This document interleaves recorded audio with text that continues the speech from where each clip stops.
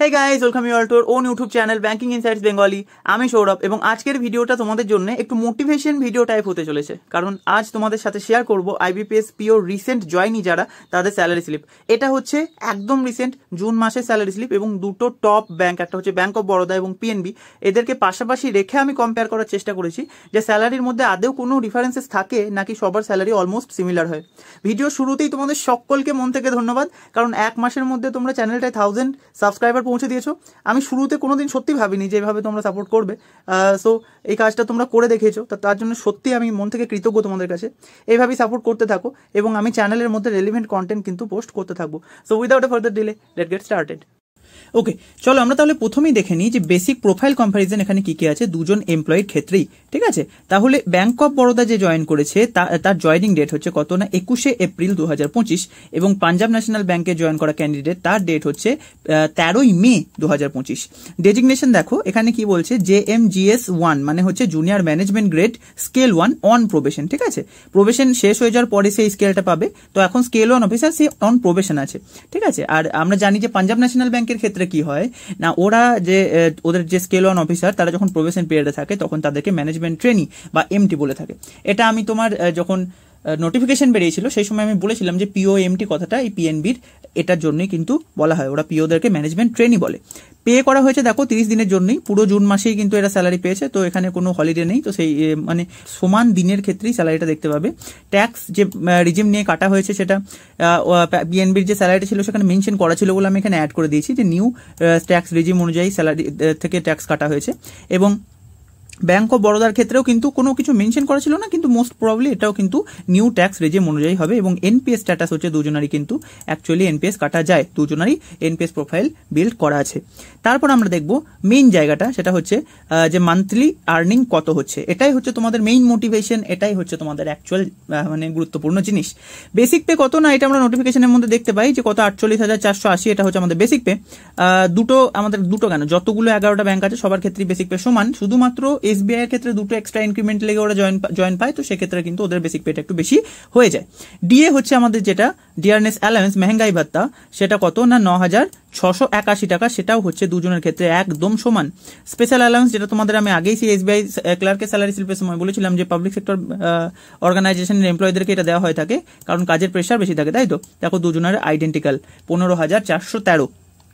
এচআরএ কত আছে, এচআরএ আর city allowance এই দুটোর মধ্যেই দেখো হালকা ডিফারেন্স এখানে আছে, কারণ আমার যেটা মনে হচ্ছে যে এই যে ব্যাংক অফ বরোদার এমপ্লয়ি হয়তো কোনো রুরাল ব্রাঞ্চে আছে এবং এ কোনো আরবান ব্রাঞ্চে আছে, সেক্ষেত্রে কিন্তু হালকা ডিফারেন্স এখানে তুমি দেখতে পাচ্ছ।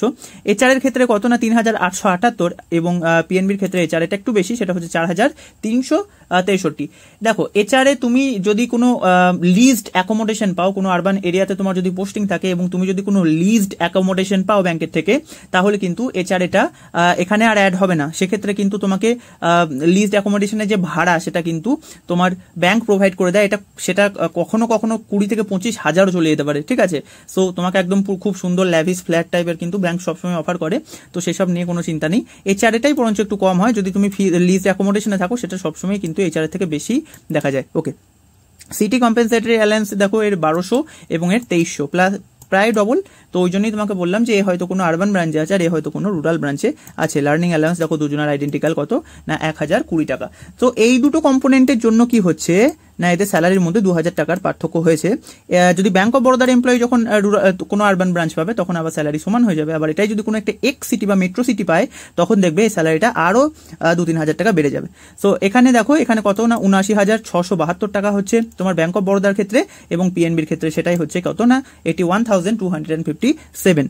ওকে, সো স্যালারি আমরা যেটা বুঝতে পারছি যে আইবিপিএস পিওর ক্ষেত্রে স্যালারি কিন্তু সমস্ত ব্যাংকের একদম আইডেন্টিক্যাল হয়, পুরো সমান হয়। পার্থক্য হয়ে যায় দু একটা ছোটখাটো মাইনর জায়গায়, কোথায় কোথায় সেগুলো হয়তো কোনো লিভস হয়ে গেল, কোনো পার্কস হয়ে গেল, সেগুলো খুব নেগলিজেবল অ্যামাউন্টের কিন্তু একটুখানি ডিফারেন্স কোনো কোনো ব্যাংকের ক্ষেত্রে হতে পারে। মেন মানে পার্থক্যটা কোন জায়গায় হয় না হোম পোস্টিং এবং ব্যাংকের গ্রোথের ক্ষেত্রে। যেসব ব্যাংকের প্রচুর বড় কভারেজ অল ইন্ডিয়া জুড়ে তাদের গ্রোথ তাড়াতাড়ি হয়, তা সেক্ষেত্রে তুমি প্রমোশন তাড়াতাড়ি পাবে। কিন্তু যাদের হচ্ছে ব্রাঞ্চের টোটাল মানে এরিয়া ছোট, ব্যাংকটা ছোট, ওভারঅল সাইজ ছোট, সেক্ষেত্রে কিন্তু তোমার গ্রোথটা একটু স্লো ডাউন হয়ে যায়। তো এইগুলো হচ্ছে ব্যাংকের মধ্যে তোমার অ্যাকচুয়াল ডিফারেন্স। কি ডিফারেন্স? বাকি অলমোস্ট তোমার স্যালারি পার্কস অলমোস্ট সিমিলার, শুধু কিছু কিছু জায়গায় কিছু কিছু মাইনর চেঞ্জেস থাকে যেগুলো তোমরা ব্যাংকে না ঢোকা পর্যন্ত বুঝতে পারবে না, অ্যাকচুয়ালি ফিল করতে পারবে না। এনপিএস দেখো দুজনের ক্ষেত্রেই কত না 5,816 টাকা কাটা গেছে, ইউনিয়ন ফি কত না 200 টাকা কাটা গেছে, ওভারঅল দুজনারই কিন্তু 6,016 টাকা করে কাটা গেছে। ওকে, সো নেট পেটা তোমরা দেখো, নেট পে হচ্ছে কত না 2,000 করে কাটা, 6,000 করে কাটা যাওয়ার পর ব্যাংক অফ বরোদার তোমার টোটাল ইনহ্যান্ড স্যালারি কত আসছে না 73,656 টাকা, এবং সেই সেম জায়গাতে কিন্তু ব্যাংক অফ তোমার পিএনবির ক্ষেত্রে সেটা 2,000 টাকা বেশি না 75,241 টাকা। এমপ্লয়ার এনপিএস কন্ট্রিবিউশন মানে তোমার যে এনপিএসটা কাটে এমপ্লয়ারও সেই কিছুটা অ্যামাউন্ট কিন্তু অ্যাড করতে থাকে, সেটা পিএনবির ক্ষেত্রে এখানে মেনশন করা ছিল স্যালারি স্লিপে 2,326 টাকা, সেটা কিন্তু অ্যাকচুয়ালি ব্যাংক অফ বরোদার ক্ষেত্রে মেনশন করা ছিল না, কিন্তু এরাও কিন্তু এই সিমিলার অ্যামাউন্টই মানে তোমার অ্যাকচুয়ালি অ্যাড করতে থাকে, রাইট। সিটিসিটা দেখো, এই যে সিটিসিটা তুমি দেখছো এটা কিন্তু তোমার প্রোবেশন পিরিয়ডের সিটিসি, এবং এখানে শুধুমাত্র এরা কি না তোমার যে অ্যাকচুয়ালি তুমি টাকাতে মানে যে পরিমাণে টাকা পাচ্ছ ক্যাশ অ্যালাউন্স গুলোকে শুধুমাত্র এখানে অ্যাড করেছে এরা, কি নন ক্যাশেবল যেসব বেনিফিট গুলো আছে সেগুলো কিন্তু এখানে অ্যাকচুয়ালি অ্যাড করা নেই, যেটা আমি সিটিসিটা দেখে বুঝতে পারছি। 10 লাখ টাকার কাছাকাছি তোমার এখানে সিটিসি দেখাচ্ছে, কিন্তু ব্যাপার হচ্ছে যে তোমার অ্যাকচুয়ালি এত রকমের পার্কস এন্ড বেনিফিটস আছে, সেগুলোকে তুমি যদি এখানে অ্যাড করো তাহলে কিন্তু তোমার সিটিসি বেড়ে যাবে, অনেক বেশি বেড়ে যাবে। এবার দেখো, এখন যেহেতু তুমি প্রোবেশন পিরিয়ডে আছো তাই তুমি অনেক ফেসিলিটি আছে যেগুলোকে অ্যাভেল করতে পারবে না, যেমন মেইনলি যে লোন ফেসিলিটিগুলো আছে সেই ম্যাক্সিমাম লোন ফেসিলিটি তুমি এখন অ্যাভেল করতে পারবে না। তো আমি একটা সিনারিও নিচ্ছি, ঠিক আছে, 2 বছর পরে সিনারিও নিচ্ছি আমি। কেন বলছি বলো তো? কারণ 2 বছরের মধ্যে তোমার প্রতিটা অ্যালাউন্সেসই কিন্তু, প্রতিটা লোন বেনিফিট যাই ফেসিলিটি থাকে সেগুলো তুমি কিন্তু পেতে শুরু করে দেবে, শুধু ফার্নিচার অ্যালাউন্সটা বাদ দিয়ে। মনে হয় ফার্নিচার অ্যালাউন্সটা 5-7 বছর অন্তর আসে, তো ওইটা শুধু বাদ দিয়ে, তাও প্রথমবার তো ক্লেম তুমি করতেই পারছো। সো 2 বছরের আমি একটা সিনারিও যদি আমি এখানে ধরে নিই, তাহলে দেখো 2 বছরের মধ্যে তোমার টোটাল 4টে ইনক্রিমেন্ট কিন্তু লাগবে, 2 বছরের 2টো ইনক্রিমেন্ট, এবং যারা অ্যাকচুয়ালি একটু গ্রোথ ওরিয়েন্টেড মাইন্ডসেটের ছেলেপিলে অ্যাসপাইরেন্ট তারা কিন্তু জেআইবি সিআইবি দুটো ক্লিয়ার করে নেবে, ওভারঅল 4টে ইনক্রিমেন্ট কিন্তু তাদের লেগে যাবে। সো 4টে ইনক্রিমেন্ট লেগে যাওয়ার পর 2 বছর পর তোমার ডিও বাড়বে, তো সেসব ক্ষেত্রে কিন্তু দেখা যাচ্ছে যে এই যে সিটিসিটা তুমি দেখছো, এবং 2 বছর পর তুমি কি কি পার্কস অ্যান্ড বেনিফিটকে মানে অ্যাকচুয়ালি অ্যাভেল করতে পারবে সেগুলো তুমি দেখো। 2 বছর পর এই এত মানে শুধু 2 বছর বলে নয়, এখানে কিছু কিছু বেনিফিট আছে যেগুলো তুমি স্টার্টিং থেকেই পেতে লাগবে, কিছু কিছু কোয়ার্টারলি, কিছু কিছু 1 বছর পর, এবং কিছু কিছু অ্যালাউন্স আছে যেগুলো অ্যাকচুয়ালি 2 বছর পর তুমি পেতে শুরু করবে। কি কি আছে দেখো, এখানে ফার্নিচার অ্যালাউন্স হয়ে গেল, তারপর ফেস্টিভ্যাল অ্যালাউন্স হয়ে গেল, তারপর হচ্ছে তোমার লিভ ট্রাভেল কনসেশন হয়ে গেল। এগুলো ডিটেলে সব বলতে লাগলে কোনটা তুমি কখন থেকে পেতে লাগবে ভিডিও বহু লম্বা হয়ে যাবে, তোমাদের আমি জাস্ট নামগুলো শুনিয়ে রাখছি কি কি দেখো। মেডিকেল রিএম্বার্সমেন্ট হয়ে গেল, পেট্রোল অ্যালাউন্স হয়ে গেল, news paper allowance, entertainment allowance, মোবাইলে যে রিচার্জটা করবে সেটার টাকাও ব্যাংক দেবে, এডুকেশন লোন ফেসিলিটি। এটা হচ্ছে তোমরা এখন বুঝতে পারবে না, কিন্তু তোমাদের যখন সংসার হবে, তোমাদের ছেলে মেয়ে যদি যখন পড়াশোনা করবে তার পিছনে যখন খরচ হবে তখন তুমি বুঝতে পারবে এই জিনিসটার বেনিফিট কতটা। হাউজিং লোন, এটা হচ্ছে একদম ব্যাংকের সব থেকে বড় ফ্ল্যাগশিপ ফেসিলিটি বলতে পারো, 1 কোটি টাকার কাছাকাছি তুমি হাউজিং লোন পাবে, এবং সেটাও হচ্ছে স্টাফ রেটে, ঠিক আছে, 5% বা 6%-এর কাছাকাছি স্টাফ রেটে কিন্তু তুমি হাউজিং লোন পেয়ে যাবে।